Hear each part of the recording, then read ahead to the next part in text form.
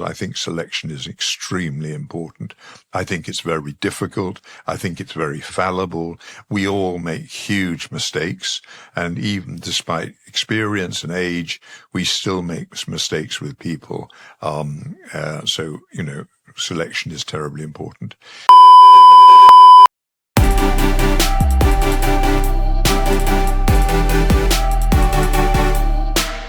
The Longest Day is a podcast from a female-founded destination practice that believes that crisis isn't an if, it's a when. We are an organisation unafraid of crisis, but have never known one to be resolved in a single day. However long the day or night that gave rise to the crisis in the first place, there's always something we can learn. I'm Leah, the founder and CEO of Broadstairs Consulting, a problem-solving consultancy offering crisis and governance advisory services to help leaders and organisations thrive and flourish. We operate in the gap between legal and public relations, at the coalface of difficult situations, believing that most crises are avoidable and the impact of inevitable ones usually can be mitigated. Our guests have overcome a litany of crises. Many of our guests have worked with us in some capacity in the past. All of them have stories worth hearing. We trust them to make this worth your while. We hope it helps you trust us. Richard Hooper CBE has devoted his career to the technology, media and telecommunications sector. He was a founder of the Open University on the BBC side, developed with colleagues at British Telecom, the forerunner to the internet, ViewData, and launched one of the first satellite television channels, Super Channel. He was founding deputy chair of the UK communications regulator Ofcom, chair of Informa plc, and he chaired 2 reviews for Labour and Conservative governments on the Royal Mail and on copyright licensing. Richard and I met a few months ago when we were introduced, as I was writing an article for Media Diversity Institute. We kept in touch, he sent me a copy of his book in the post, and we decided that we would record an episode of The Longest Day. Richard, it's an absolute delight to have you on The Longest Day. Thank you so much for being willing to be interviewed. Thank you, Leah. I wonder if you might like to describe your longest day. Well, before I get to my longest day, can I have a quick overture? Because during the pandemic, I realized I'd been chairing meetings and chairing boards for 60 years. And so I thought I'd write a book about it. And at the heart of the book, it's about people. It's about people.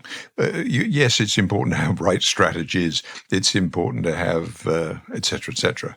But in the end, it's the right people that guarantee success. And I remember interviewing a young man who went on and now runs a large corporation and said, "What's the point of a board?" And he said, with a smile and a pause, "To seek the truth." I thought that was a wonderful answer. And seeking the truth is about people trusting each other and getting on with each other. And so my longest day is very much a people day.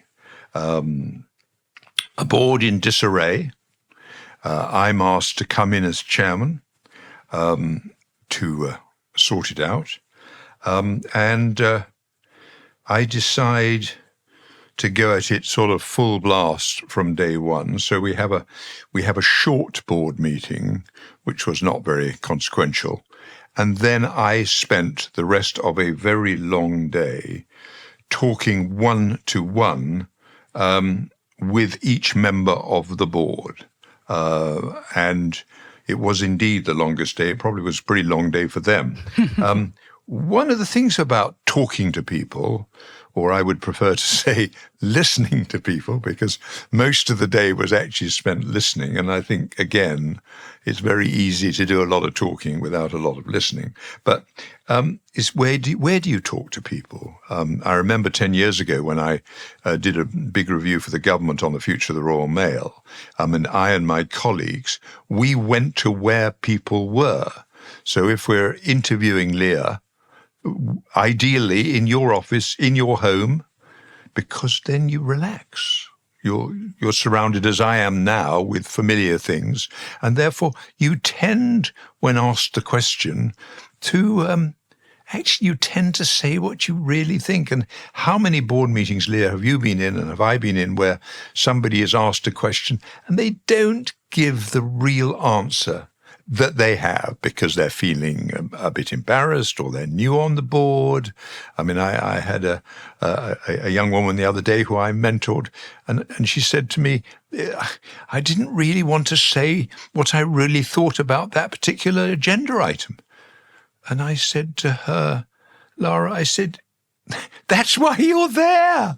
You're there to answer the question. And okay, maybe before the board meeting, if you are going to upset somebody, you might warn them or talk to them. But, you're there to give the truth. So where you talk to people is quite important. Now, given that I was going to talk to each member of the board in one day, we did it around the company and around where the board was.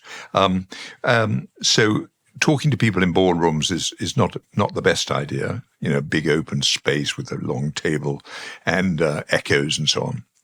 So I managed to talk to people in the coffee shops, in a coffee shop, one of them, and one of them in a restaurant when we had a sort of light lunch, so that they felt at home. And then the question of what do I ask this array of people? And obviously the first question is what's the issue? What's the problem? And I sometimes think we don't spend enough time in boards on diagnosis. We sort of rush to solutions, but actually making sure that you have clarity about what the problem is terribly important, because otherwise you're in a sense talking off the aim. You're taking off the target if you're not actually talking about the issue. So getting people to say what the issue is was a good and obvious starting point.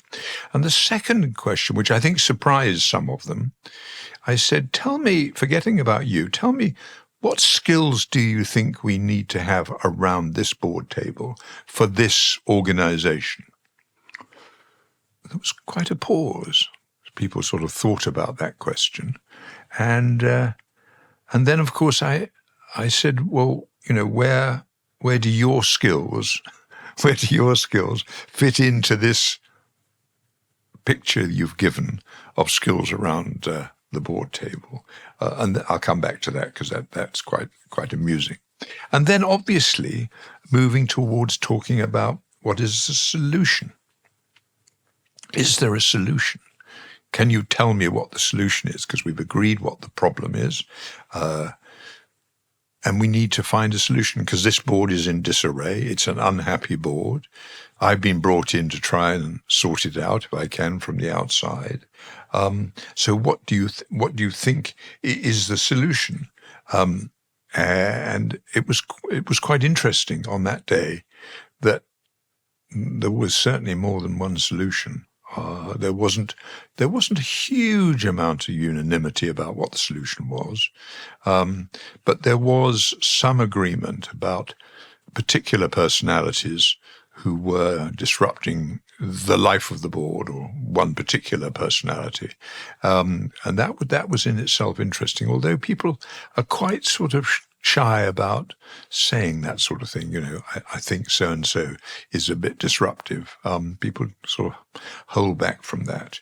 And then at the end of these individual meetings, one-to-one, I always ask about, come on, any good gossip? Because, I remember I did a board evaluation with a completely different board, a rather pucker board, and I knew that there was something not being told to me. And the last person who I interviewed on this particular board said, I said, well, I can't quite make out what all this is about. And he says, oh, well, the chief executive is sleeping with his PA. A good bit of gossip, which actually solved a particular problem on that board. And that was very funny. Anyway, so a bit of gossip to end up.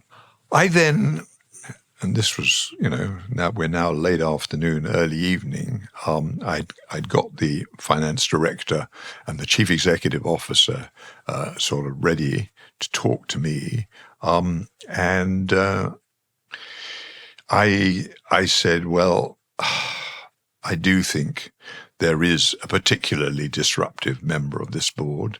I don't think you, because I've obviously talked to the execs as well as the non-execs, I don't think you are terribly keen on this particular person. Indeed, you found this particular person irritating, unproductive, and so on. One of the issues is removing that person and replacing that person. And then I said, I guessed that a couple of the people on the board were actually, as a result of those conversations, were actually going to step away from the board anyway. And actually it turned out to be correct. So 2 of the board, of their own volition, stepped away. And I think it was that discussion around skills. What are the skills you require around this board table?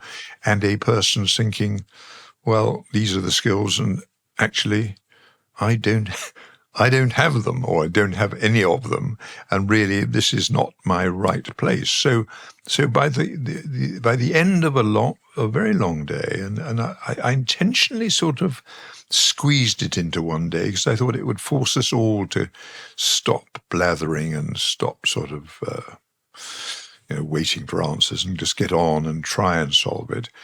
So by the end of that day, I was in a position to ask one person to leave the board, which was it's not something I enjoy doing, but it was clearly a significant cause of difficulty on that particular board. And then 2 of the non-execs did in fact stand down. And in the following period of time, we had therefore 3 new non-execs who we were very careful about. And I have a chapter in my book about selection panels. I think selection is extremely important. I think it's very difficult. I think it's very fallible. We all make huge mistakes. And even despite experience and age, we still make mistakes with people. Selection is terribly important. But what was so delightful, and where the longest day sort of ended for me some time later, was that first board meeting with, in fact, 2 of the 3 people certainly in place, and the difficult person having gone. It reminded me of a rowing eight. I wasn't a great rower, but one of the things about a rowing eight is when it really is in rhythm, it is the most wonderful feeling. I mean, we weren't very good, the rugby eight, but you could occasionally, for about 10 seconds, feel a sort of wonderful rhythm. And there on the board, with, in a sense, everybody having had a chance to say what they thought about it, we had rhythm again, and the board was no longer in disarray and went on to be, I think, successful.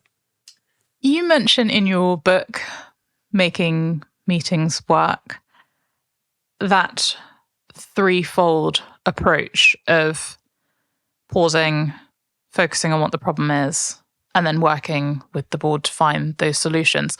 How much of a briefing did you get on what the problem was before you were asked to come in? Before I was asked to, before that day, you mean? Before that day, yes. I mean, I got a briefing from the company secretary, and company secretaries are often undervalued. They are often treated with less weight than they should. I got a very good briefing from the company secretary, and I got a good briefing from the chief executive as to why they wanted me to come in as chair and what the issue was. So I had a reasonable understanding of it, but it did get much more specific during the day, particularly the personality that was disruptive. And the other thing that you referred to that you also write about is that using that self-introspection of a board member as to the skills that they bring to the table, almost as a forcing mechanism to exit them from that board. Was that your intention as you approached that situation? You know, I don't think it was, I just suddenly thought, I don't think I had actually done that before. I think it was sort of, here is a board in disarray. This is the business of the board. What are the skills we want round this table for me to chair it sort of better, and for the board to be happier? And incidentally, small point, but I think it's terribly important that people enjoy each other's company. I mentioned in the book the howls of laughter coming out of the Ofcom boardroom. I mean, we genuinely, as a group of people led by Stephen Carter, the chief executive, I mean, we genuinely enjoyed each other's company, and there were some very, very good jokes on, during board meetings. You can overdo it, but you can underdo it. And as a result, we got on with each other. And I think that's why strategic away days are important. I think that's why dinners together are important. That you come back the whole time to trust and truth. And if you have that, then I think, you're sort of halfway there. So I think it was the first time I'd said to board members, tell me what skills should be around this table. And they were remarkably accurate about what the skills were. And then I said, well, where do you fit in?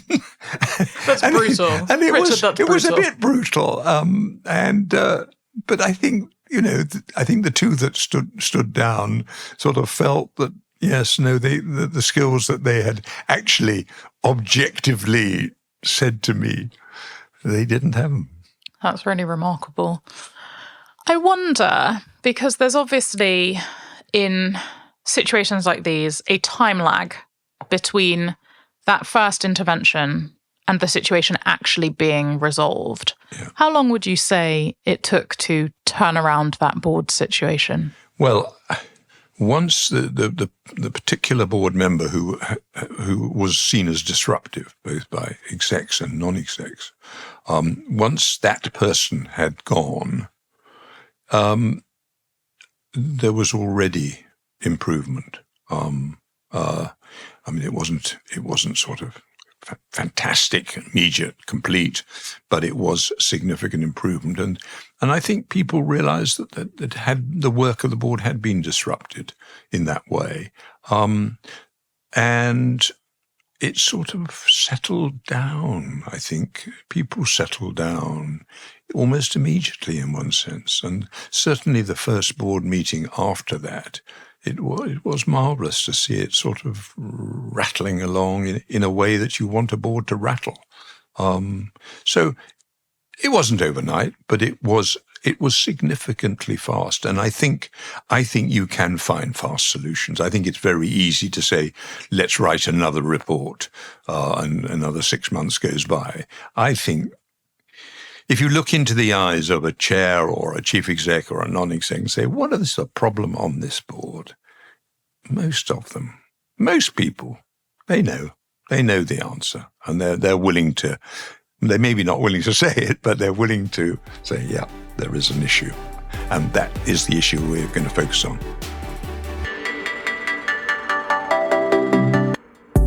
Are you feeling stuck? Has conflict got you down? Have you considered mediation? Mediation is a confidential and flexible way to resolve conflicts. 86% of all mediations end in a solution, saving time, money, and stress for all involved. Thanet Mediation Centre, a Broadstairs consulting initiative, offers mediation services to individuals and organisations in Thanet, Kent, and further afield. For more information or advice, email us at info@broadstairsconsulting.com. We are here to help you move forwards. As a former general counsel and company secretary myself, obviously, your position on the import and utility of a company secretary is music to my ears. How would you encourage chief executives to see the value in their co-secs? Well, I mean, frankly, I would be bothered about a chief executive who wasn't very, very clear about the importance of the role of the company's secretary. let's forget the legal stuff about trading whilst insolvent and all, all the heavy stuff.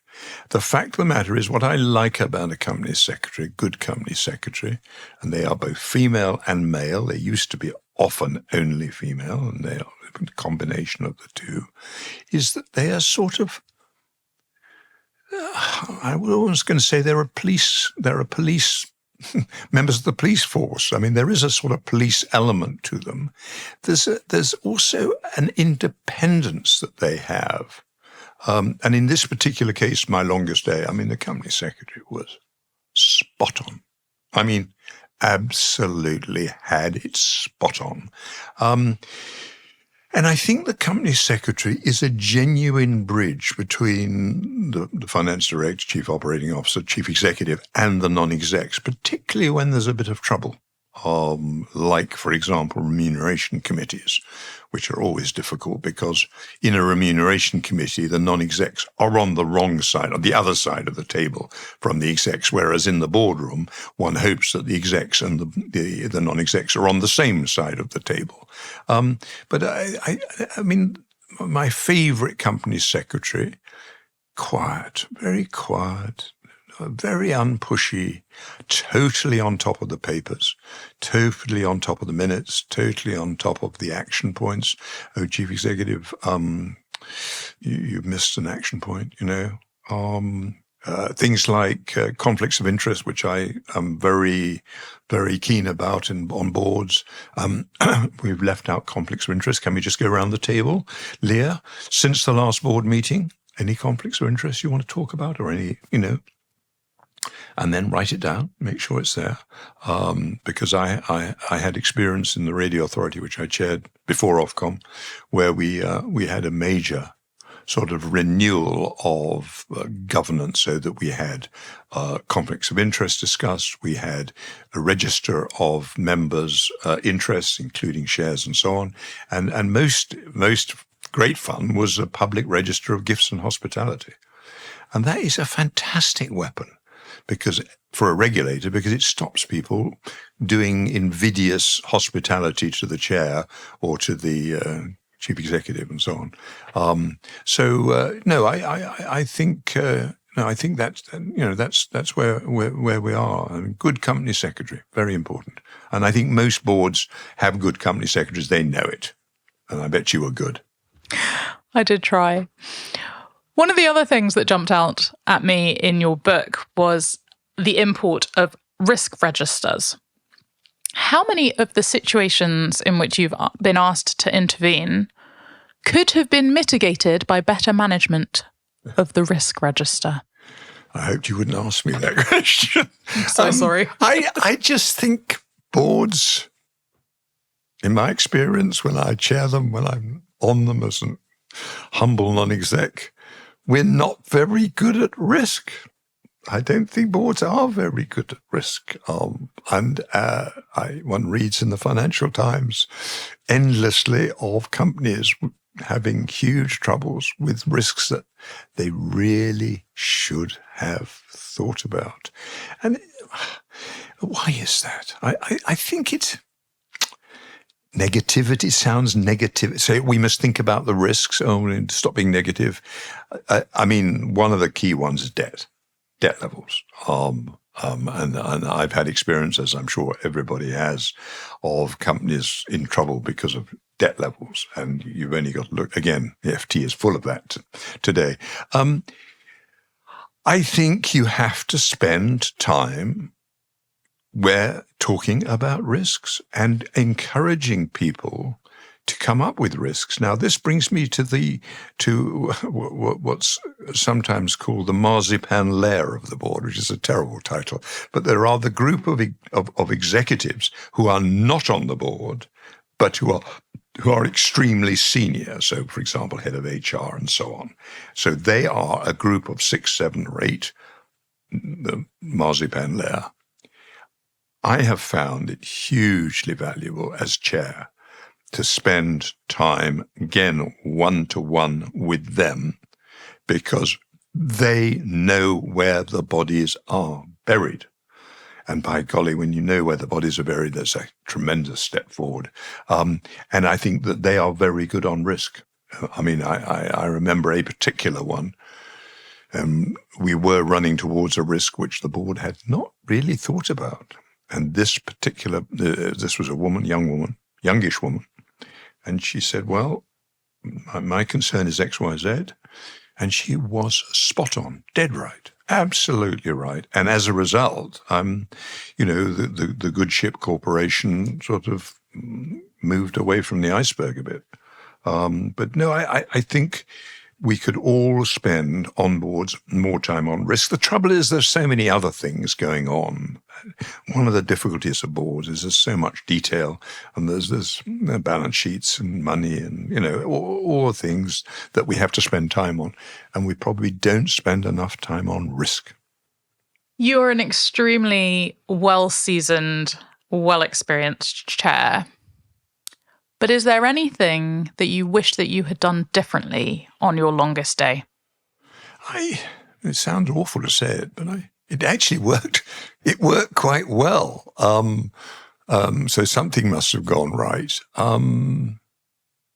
Maybe, my wife claims I do things too fast.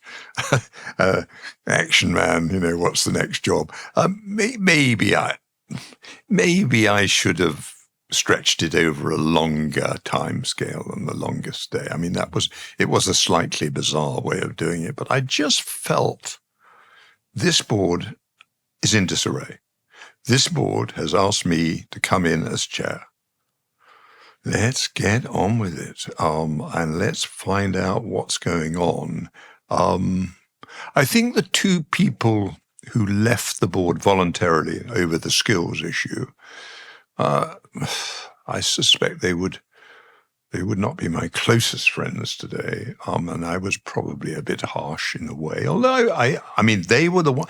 They said we are going to leave the board. I didn't say you should leave the board. So I don't think that was. I was unhappy there. Probably a longer time scale. On the other hand, we did sort out the issues pretty quickly, and we got on with the show.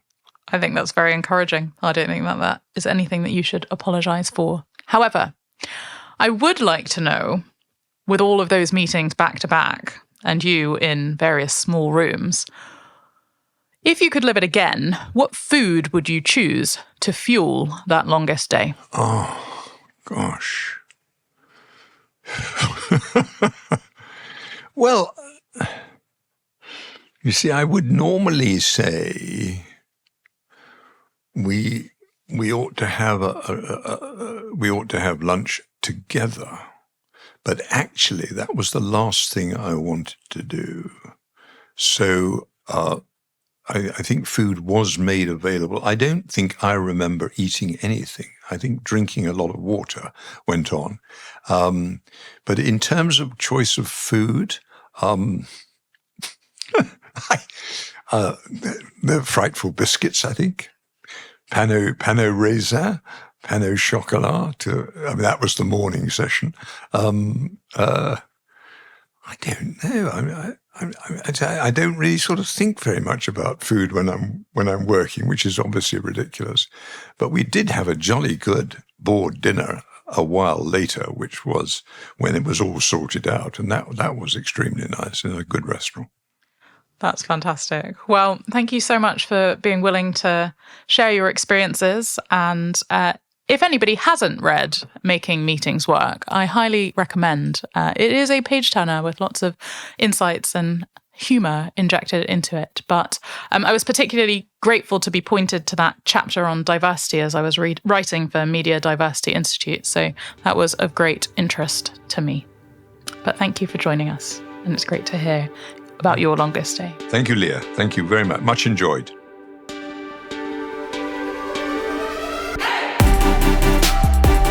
You've been listening to a Broadstairs Consulting Limited podcast. We hope you've enjoyed this episode. Tune in soon to hear the next instalment of The Longest Day. Copyright 2023. Production copyright Broadstairs Consulting Limited. All rights reserved.